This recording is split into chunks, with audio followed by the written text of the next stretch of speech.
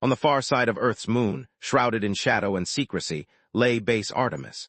This sprawling underground facility housed 500 of the planet's most brilliant scientists, engineers, and military strategists. Carved into the lunar rock were endless corridors connecting laboratories, command posts, and living quarters. For 3 decades, these dedicated individuals had been doing something extraordinary, listening to the stars. Admiral Robert Jones made his way across the main control center, moving with careful deliberation. Though he'd reached 62 years of age and his hair had turned completely white, his blue eyes remained as keen as ever. Surrounding him, enormous displays covered every wall, showing celestial navigation charts, flowing streams of data, and tracked movements of alien vessels throughout space. This intelligence came from surveillance equipment and monitoring stations that Earth had secretly planted in neighboring star systems. "Give me an update on the Vay fleet," Jones requested. Lisa Chen, who directed alien communications, glanced up from her workstation. "Sir, they've altered their trajectory. Their new destination is the Proxima Centauri system, which happens to be our nearest stellar neighbor." Jones's expression darkened. The Vay represented serious trouble. Over the past 10 years since Earth began monitoring galactic transmissions, they discovered that the Vay specialized in subjugating emerging civilizations, forcing their populations into servitude or conscripting them as warriors. These invaders stripped planets of valuable materials and left devastated worlds in their wake. "How long before they enter our solar system?" he asked. "Based on their present velocity, roughly 3 months," Chen answered. Jones acknowledged this with a slight nod and approached the room's center, where a 3-dimensional hologram displayed Earth's concealed armada. 150 warships remained hidden within the asteroid belt, camouflaged and waiting. Another equal number orbited Earth itself, rendered invisible by advanced technology that bent light waves around their hulls. No alien detection system had ever located them. Earth had been constructing these vessels for many decades. While citizens knew about the modest official space program with its handful of conventional rockets and orbital platforms, the real program operated behind a veil of absolute secrecy. World governments had formed an unprecedented alliance after intercepting the first alien signals. They understood a harsh truth. In the cosmos, weakness meant extinction. "Admiral, you need to see this," called out Tech Officer Marcus Brown. "We've just captured a fresh transmission from the Galactic Council." Jones crossed over to Marcus's station.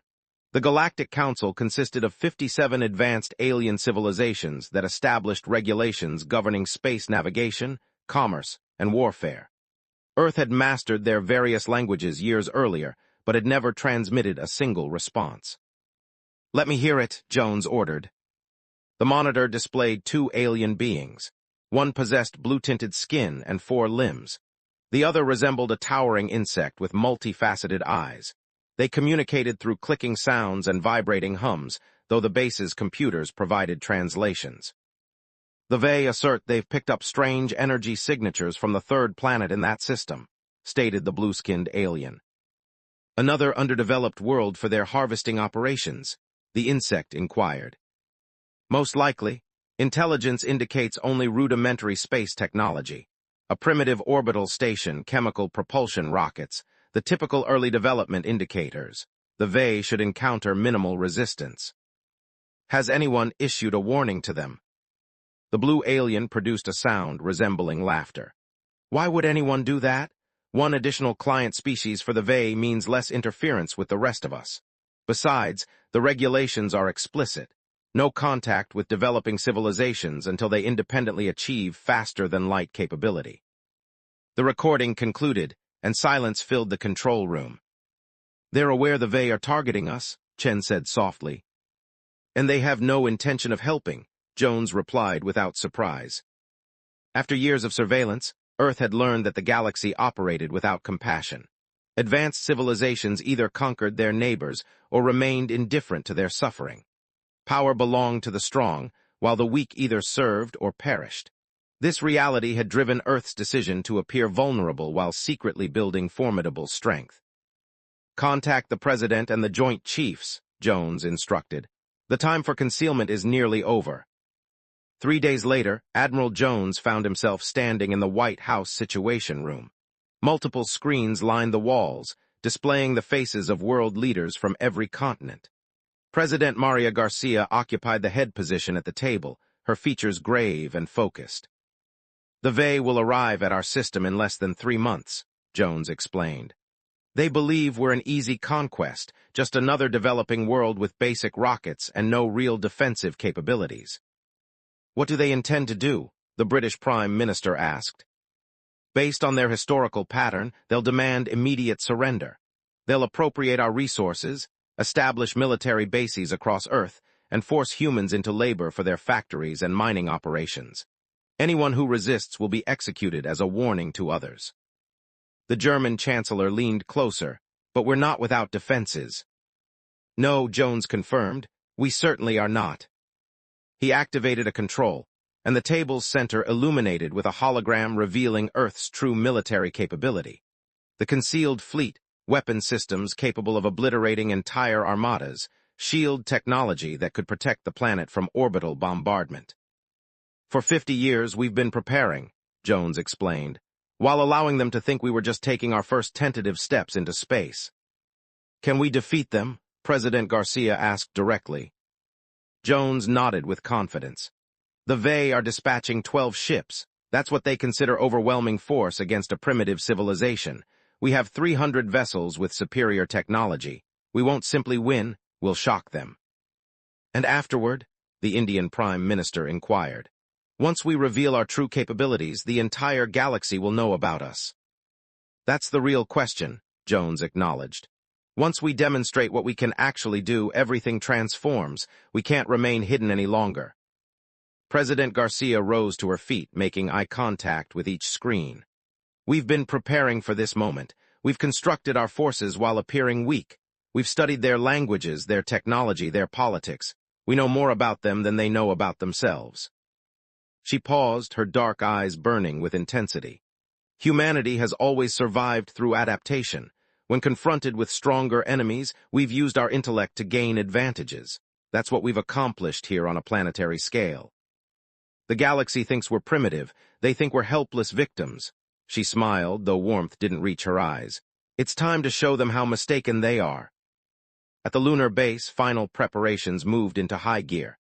Captain James Miller walked through the hangar bay where his vessel, the UES Deception, awaited him.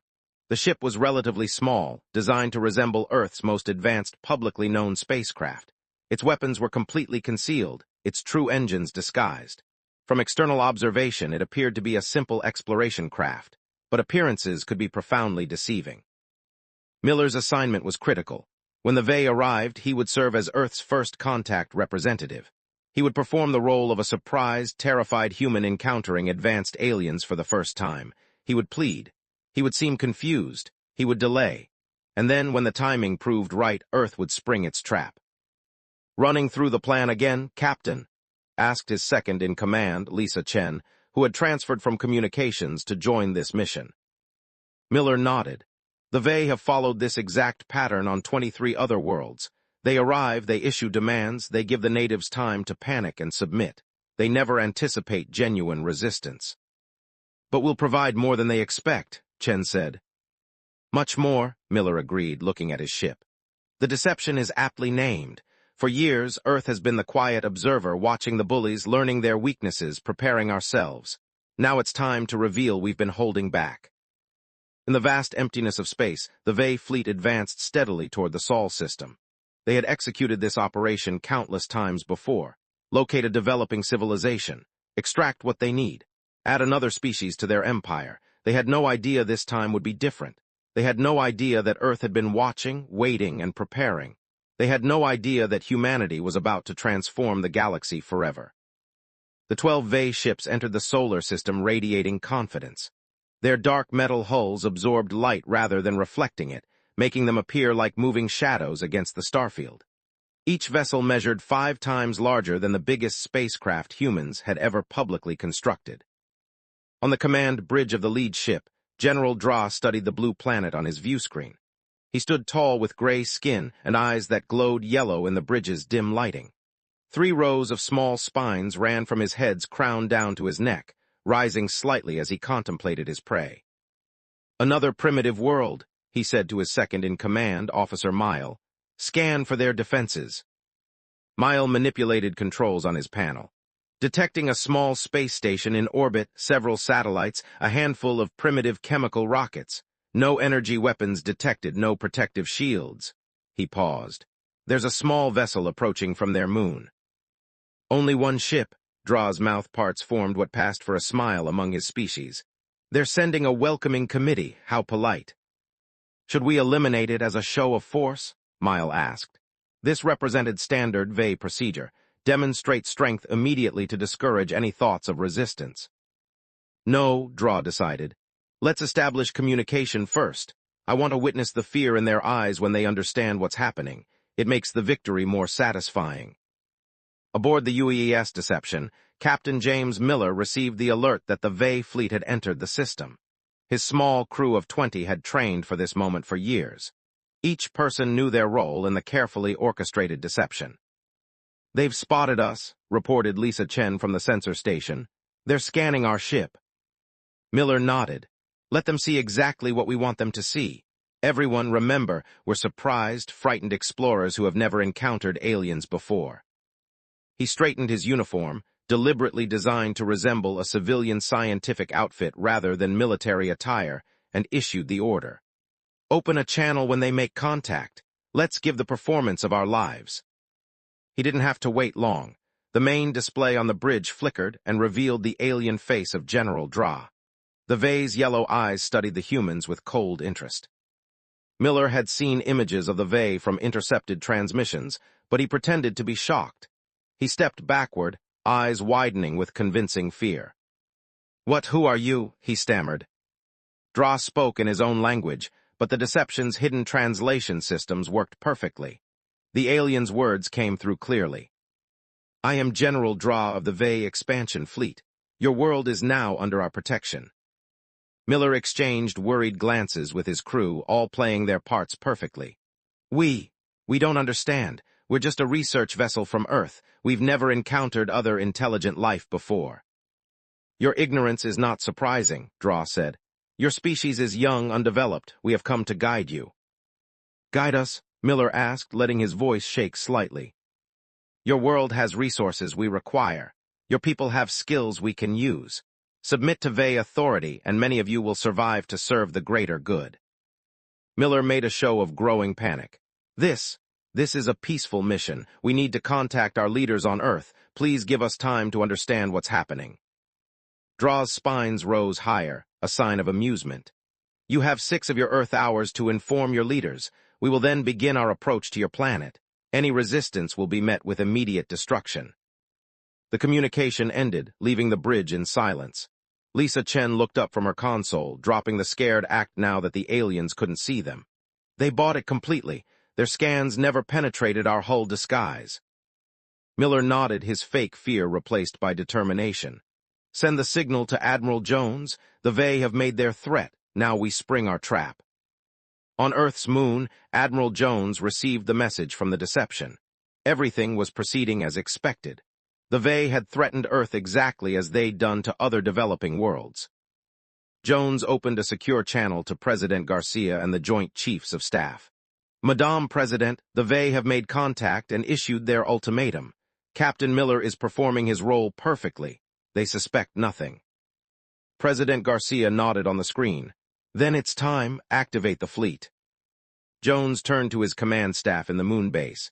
"Send the wake-up codes to all ships. Full combat readiness. Weapons hot, but stay cloaked until my command." Throughout the solar system, Earth's hidden warships powered up their systems.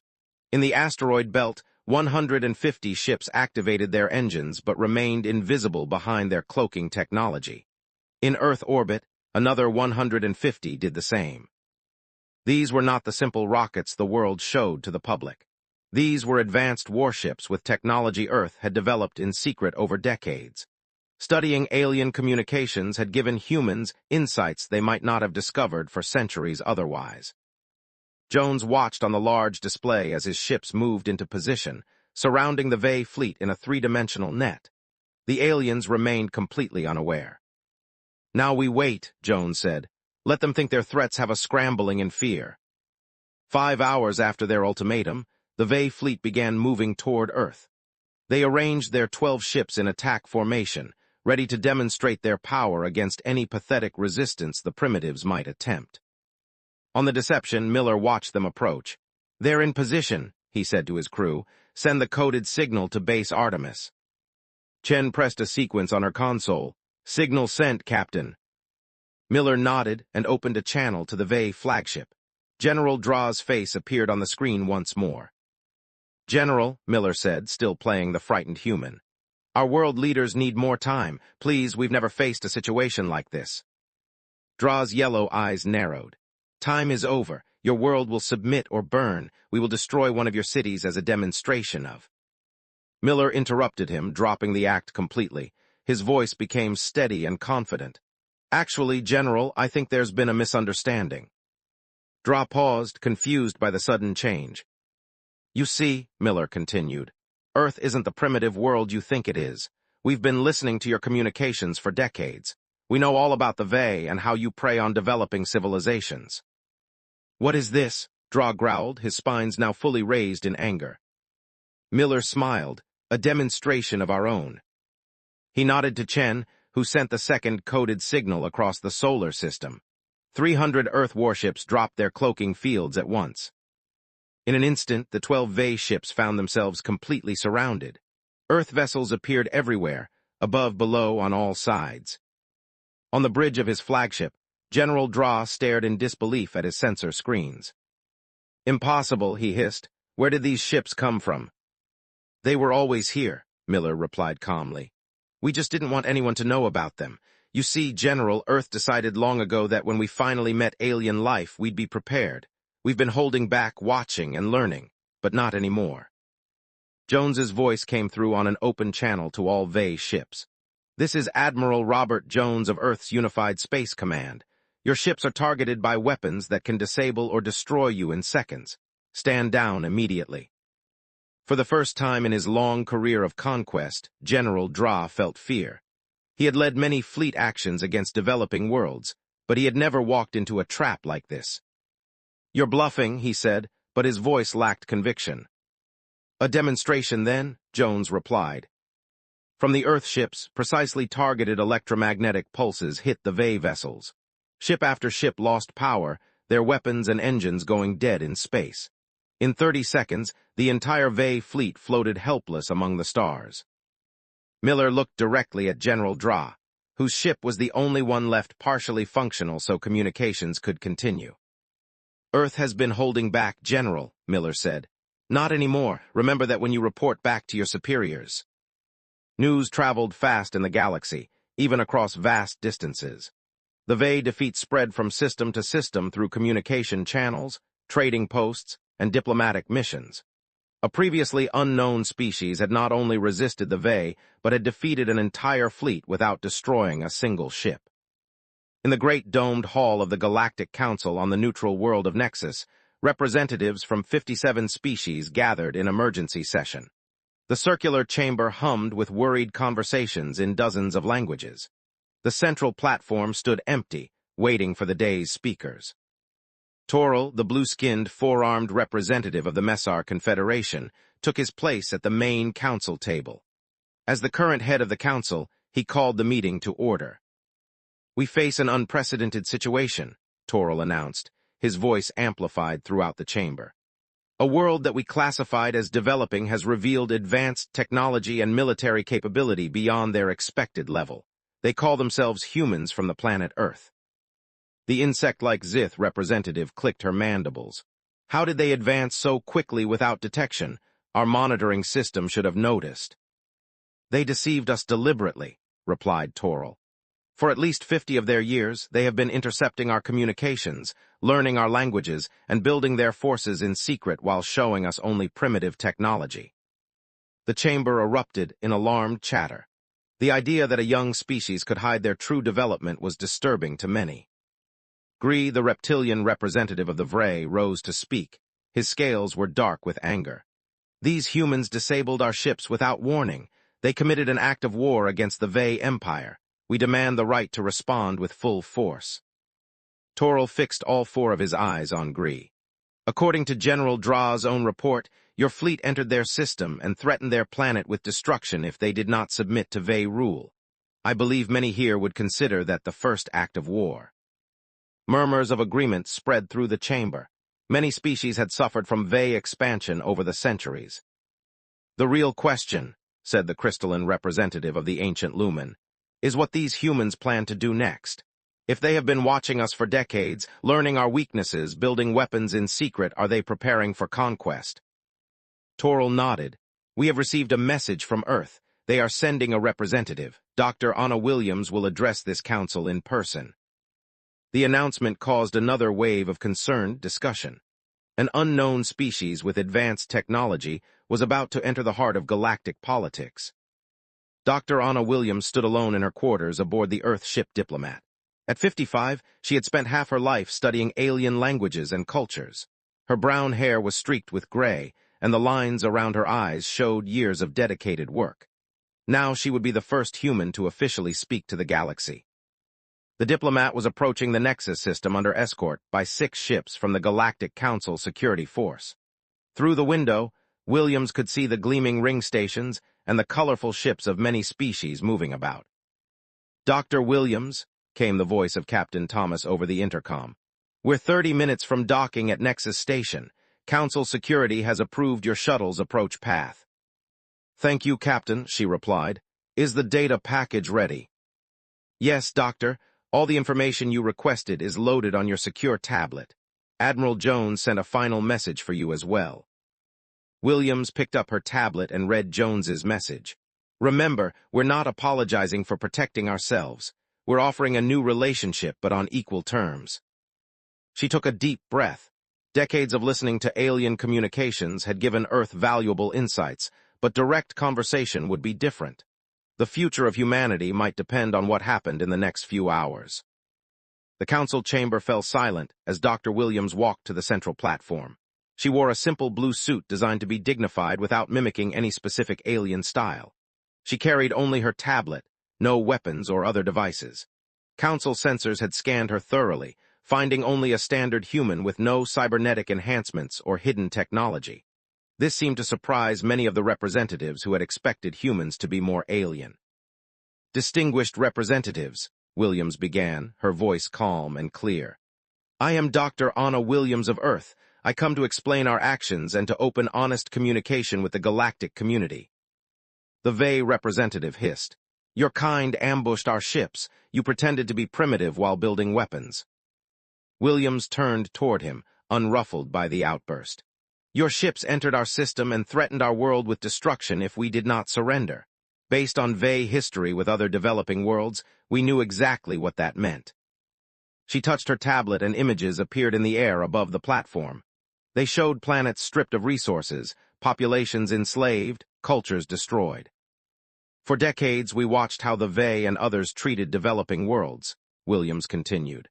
"We saw the suffering of the Neth, the Bellies, the Terran, and many others. We decided that would not be Earth's fate."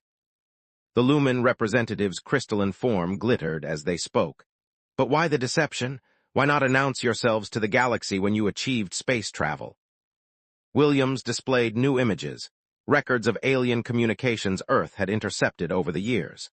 Conversations about managing younger species, debates about resource rights on inhabited worlds, discussions of acceptable losses when dealing with primitive populations. "We observed how this council operates," Williams said. "The rules claim to protect developing worlds, but in practice, they protect the interests of established powers. Had we revealed our true progress, we would have faced restrictions, embargoes, or worse." Uncomfortable silence fell across the chamber. Many representatives could not deny the truth of her words. "Earth does not seek war," Williams continued. "We want peaceful exchange of ideas, fair trade, and mutual respect, but we will not be threatened, controlled, or exploited. We hid our development because we needed time to ensure we could protect ourselves." Toro leaned forward. "And now, what does Earth want from the galactic community?" "Recognition as equals," Williams answered. "Not as a developing world to be guided or managed, but as a full partner in galactic affairs. We bring new ideas, fresh perspectives, and yes, technologies that many here might find valuable." Technologies you developed by spying on us, objected the Zith representative. Williams shook her head. We learned your languages by listening, yes, but our technologies are our own. In many areas, we took different paths than your civilizations. We can offer innovations that might benefit all species. She touched her tablet again, displaying schematics for clean energy systems, medical techniques, and environmental restoration methods, but notably no weapons technology. Consider this carefully, Williams said. Earth can be a valuable ally or a determined opponent. We prefer friendship, but we will not accept domination. Your civilizations have operated under certain assumptions for millennia. We represent something new. As she finished speaking, a signal came from Earth. On cue, the diplomat activated a demonstration of human technology. A protective energy field surrounded the ship, unlike any shielding system known to the Council races. It glowed with a blue light that was both beautiful and clearly powerful. The message was clear. Earth would not be intimidated by threats or shows of force. The choice is yours, Williams concluded. Continue as you have been, treating younger species as resources to be exploited, and Earth will stand apart, even against you if necessary. Or embrace true cooperation, and together we can build something better than either of us could alone. She stepped back from the platform as the council erupted in a mix of outrage, fear, and, from some representatives, thoughtful consideration. The ripples from Earth's revelation were just beginning to spread across the galaxy. Change was coming, whether the old powers wanted it or not. Captain James Miller stood on the bridge of his new ship, the UEES Prometheus. The vessel was no longer hiding its true capabilities. Its sleek hull gleamed under the light of an unfamiliar sun. This was Miller's third mission since Earth had revealed itself to the galaxy, and perhaps the most important. Approaching Karis orbit, Captain, reported his pilot, Sam Reed. Local authorities are demanding we identify ourselves. Miller nodded. Open a channel. The main screen showed the face of a Vay officer, his scales dark with suspicion. Earth vessel, you are not authorized to approach Karis. This is a restricted mining world under Vay protection. Leave immediately or face consequences. Miller smiled. We received a distress call from the Neth people. We're here to answer it. The Vay officer's yellow eyes widened.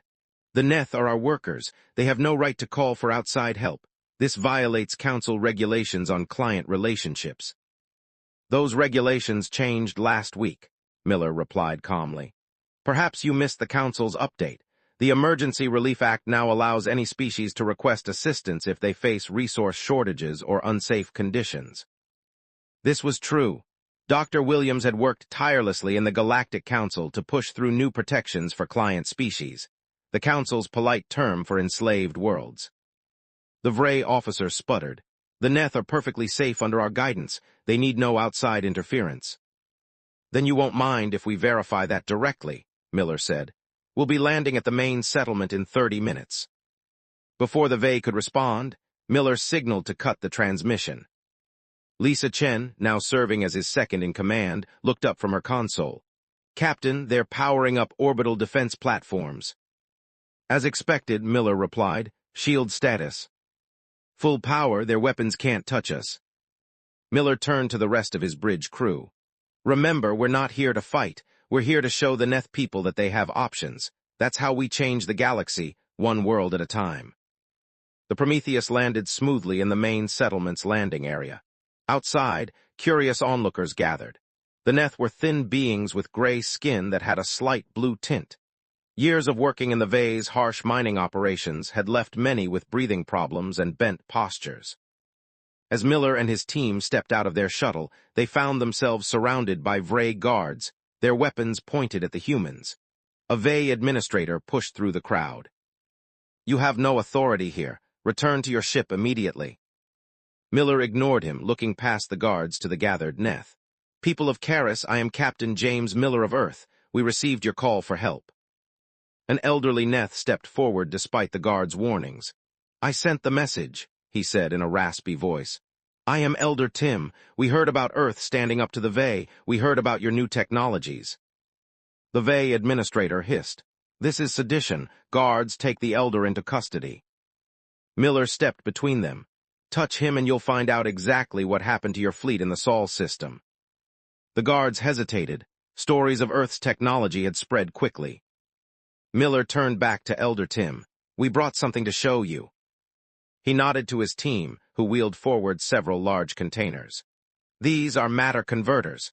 They can transform raw materials into food, medicine, building supplies, almost anything you need." He opened one container, revealing a machine about the size of a small desk. A crew member activated it, and the device hummed softly. Miller placed a handful of common rock into a compartment. The machine processed it for a few seconds, then a drawer opened on the other side containing medical supplies. The Neth gasped in astonishment. "With these devices, you can create what you need without destructive mining," Miller explained. "No more dangerous conditions, no more sickness from toxic exposures." Elder Tim touched the supplies with trembling hands. "The Vay tell us we must mine or starve, that we have no choice." "There are always choices," Miller said. He turned to face the Vay administrator. "The galaxy is changing. Earth is offering partnerships based on mutual benefit, not exploitation. The Neth can remain under your protection if they choose, or they can join what we're calling the Human Coalition." The administrator's scales darkened further. "This is illegal interference. The Council will hear of this." "The Council already knows," Miller replied. "Earth ships are visiting dozens of worlds like this one. Dr. Williams is presenting our evidence of mistreatment to the full Council as we speak." He turned back to the gathered Neth. "We won't force our help on you. Unlike others, we believe in free choice. But know this, if you choose independence, Earth will stand with you." Similar scenes played out across the galaxy as Earth ships visited world after world. On the agricultural planet Balin, Captain Olivia Ramirez provided shield generators to protect the native Bell people from the atmospheric harvesters that stole their world's moisture for off-world corporations. On Trin, Commander David Jackson delivered medical supplies to a population suffering from industrial pollution caused by Zith factories. Each world they visited became part of what news networks across the galaxy began calling the Human Coalition, a growing alliance of formerly subjugated species now standing together with Earth's protection and technology. In his command center on the moon base, Admiral Jones watched the coalition grow on the large strategic display. Dozens of worlds now showed the blue marker of alliance with Earth, spread across 3 spiral arms of the galaxy. "We're changing the balance of power," he told his officers during their daily briefing. "The predatory species have never faced organized resistance from their prey before." His aide, Major Wilson, looked troubled. "Some council members are calling it an Earth Empire. They say we're just replacing one form of control with another." Jones shook his head. "Each world in the coalition makes its own decisions. We provide technology and protection, not orders. That's the difference they don't understand yet." He pointed to several red markers on the display. "These systems have begun building up their military forces. The Vay, the Zith, and 3 other major powers. They're not used to being challenged." "Are we heading toward war, sir?" Wilson asked. "We're trying to prevent one," Jones replied. "For centuries, the strong have dominated the weak in this galaxy. We're showing there's another way. But yes, it's a dangerous time. Some species would rather fight than change." He turned as Dr. Williams appeared on the main communication screen, directly from the council chambers on Nexus. "Admiral, the council session just ended," she reported. "Our evidence was overwhelming. They voted to establish an investigation into treatment of client worlds." "That's progress," Jones noted. Williams nodded. "Small steps. Meanwhile, I've been approached privately by representatives from 15 mid-level powers. They're impressed by what we've done and interested in technology exchanges. Not just the oppressed worlds, others are seeing the benefits of our approach." "The galaxy is reorganizing itself, Admiral," Jones said thoughtfully. "For millennia, power here has been based on age, size, and willingness to use force. We're showing them a different model." Jones studied the strategic display again. Earth stood at the center of a growing network of allies and partners. What had begun as self-defense was becoming something much larger, a fundamental challenge to how the galaxy operated. "Keep pushing, Doctor," he said. "Not for Earth's dominance, but for a better system for all species." The ripples from Earth's revelation were becoming waves, changing the galaxy one world at a time. One standard galactic year after Earth's dramatic reveal, representatives from over 200 worlds gathered at Earth's new orbital diplomatic station. The massive ring structure, named Unity Station, rotated slowly against the backdrop of the blue planet below. The main conference hall was designed to accommodate beings of all sizes and environmental needs. Some delegates floated in special tanks of liquid. Others required breathing apparatus. A few were digital consciousnesses projected into robotic forms, but all had come for the same historic purpose, the signing of the Earth Accords. Admiral Robert Jones stood near the large windows, watching as shuttles continued to arrive from ships of various designs. At 63, he had seen his life's work come to fruition. Earth had not only protected itself, but had changed the galaxy. Dr. Anna Williams joined him, data tablet in hand as always. "The Galactic Council representatives have just docked," she informed him, including, surprisingly, the Vay delegation. Jones raised an eyebrow. "The Vay? I didn't expect them to attend, let alone sign." "They've lost too much already," Williams explained. 12 former client worlds have joined our coalition. Their economy is struggling. They need this agreement more than they want to admit. Jones nodded, then noticed a familiar face approaching them through the crowd. It was General Dra, now wearing the formal robes of a Vray diplomat rather than military armor. The change in his status reflected the changing times. "Admiral Jones," Dra said with a slight bow of his head. "Dr. Williams." "General," Jones replied. "Or should I say ambassador now?" "Ambassador, yes," Dra confirmed. "Times change, positions change." His yellow eyes showed a complex mix of emotions. "I was the first to witness Earth's true power. It seems fitting I should be here at this new beginning." "Your government supports the Accords, then?" Williams asked. Dra's spines rose slightly in what humans now knew was a gesture of resignation. "The Vay Empire has existed for 10,000 years by adapting when necessary. This is necessary." He looked directly at Jones. "Your people could have destroyed my fleet that day. Instead, you disabled our ships and let us return home. Many of my kind still resist this change, but others see the wisdom in it." Jones offered a small smile. "Sometimes the strongest position isn't the one with the most weapons, but the one with the most friends." Dra made a sound that might have been a laugh. "A very human perspective. We will see if it stands the test of time." The Vay ambassador moved away to join his delegation, and Williams checked her tablet. "It's almost time. The ceremony begins in 10 minutes. Jones took a deep breath. "Let's make history, then." The signing ceremony was broadcast to worlds across the galaxy. Captain James Miller watched from the bridge of the Prometheus, currently in orbit around Karis.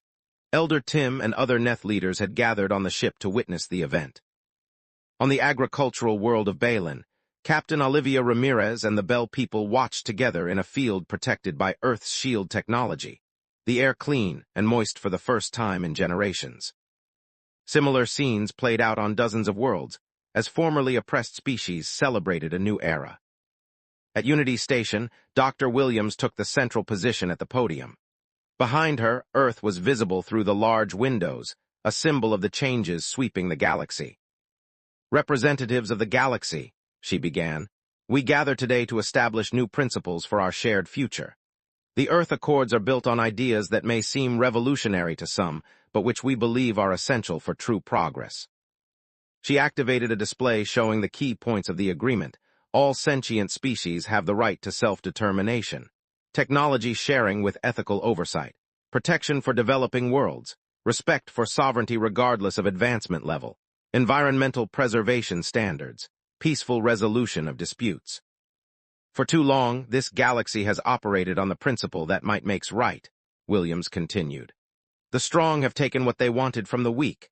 Advanced civilizations have exploited developing worlds for resources and labor." She looked across the gathered delegates. "Earth's approach, development without exploitation, strength without conquest, offers another path. We believe that cooperation brings greater benefits than domination, that diverse perspectives lead to better solutions, and that all species deserve the chance to reach their full potential." The Lumen representative, whose crystalline form sparkled under the hall's light, spoke next. "As one of the oldest civilizations in the galaxy, we have seen empires rise and fall. The approach Earth proposes is unprecedented. Many doubted it could work, but the evidence of the past year speaks for itself." The data displayed behind Williams changed to show economic growth charts. Worlds in the human coalition had seen remarkable improvements in quality of life, technological development, and environmental recovery. By lifting up former client worlds rather than exploiting them, the Lumen continued, Earth has created partners rather than subjects. The results benefit everyone, even former dominant powers who joined this new system. One by one, representatives came forward to sign the accords. The Messar, the Lumen, dozens of formerly oppressed species, and even some former exploiters like the Vay. Each signature represented a commitment to the new principles. After the ceremony, Jones found himself alone with Williams on an observation deck, looking down at Earth. "When we decided to hide our true capabilities all those years ago," Jones said quietly, "I never imagined it would end like this." Williams smiled. "We warned them we were holding back not just our technology but our potential to change everything. They didn't listen then, they're listening now." Jones nodded. "What's next for the galaxy, do you think?" "Growth, change." Williams leaned against the railing. "The Vay and others are already reforming their economies to function without exploitation. Former client worlds are developing their own unique technologies now that they're free to pursue their own paths. And there are still unexplored regions of the galaxy, species we haven't met yet." She looked up at the stars visible beyond Earth's atmosphere. For the first time in galactic history, development and cooperation are becoming more valued than conquest and subjugation. It won't be perfect. There will be challenges, but it's a better path. "And Earth's role in all this?" Jones asked. "Leaders for now," Williams replied. "Teachers, perhaps, eventually just one member of a more balanced community." She turned to him. "The best leaders work to make themselves unnecessary." Jones smiled at that, a very human perspective. "Yes," Williams agreed, "and that's exactly what the galaxy needed." Throughout the inhabited worlds, people of all species watched the signing ceremony. On some planets, there was celebration in the streets. On others, ruling powers watched with concern as their old ways of life began to change. But everywhere the message was clear. The galaxy would never be the same. A new order was rising, one based not on age or military might, but on cooperation and mutual benefit. Humanity had revealed not just their hidden technology, but their vision for a different kind of galactic community. And despite centuries of conflict and exploitation, species across the stars were beginning to see the wisdom in it. Earth had warned the galaxy they were holding back. Now unleashed at last, they were helping to build something new, something better among the stars.